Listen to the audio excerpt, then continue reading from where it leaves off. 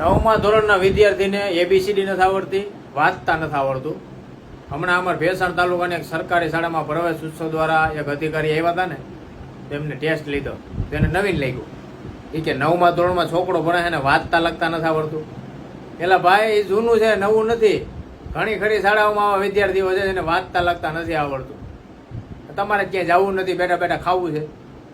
અને હું તો એટલું કહીશ કે 9 વર્ષ સુધી તમે વિદ્યાર્થીઓ પાસે ખાલી વાંચતા લખતા ન શીખવાડી શકતા હોય ને તો તમારે આ નોકરી મૂકી દેવાય, કરાય જ નહીં.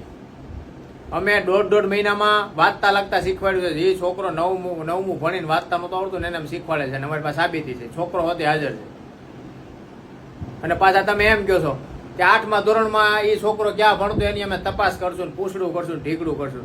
એની જરૂર જ નથી. પણ મારી પાસે છોકરો હોતે છે કે 9 વર્ષ સુધી એક જ શાળામાં ભણ્યો છે ને વાંચતા લખતા નથી આવ્યું. અમે 1.5 મહિનામાં એને વાંચતા લખતા શીખવાડ્યું. અને આ અધિકારીઓ આવ્યા છે એને હું વરમાં એક જ વાર આવવાનું છે સ્કૂલમાં. કોઈથી ક્યાંક તપાસ કરો તો ખબર પડે ક્યાં શું હાલે. ભાઈ આવા વિદ્યાર્થી હોય ને એને કાં પાણી ભરવા મોકલે, કાં માવા લેવા મોકલે, કાંઈ કહેવાતું હંજવાળી કાઢ નહીં, પોતું મારી દે. આ જ કરાવવું જ તમારે. એટલે હજી એક વખત છેલ્લી વાર કહું છું કે તમે 9 વર્ષ સુધી વાંચતા લખતા ન શીખવાડી શકતા હોય તો તમારે નોકરી મૂકી દેવાય. આ ન કરાય.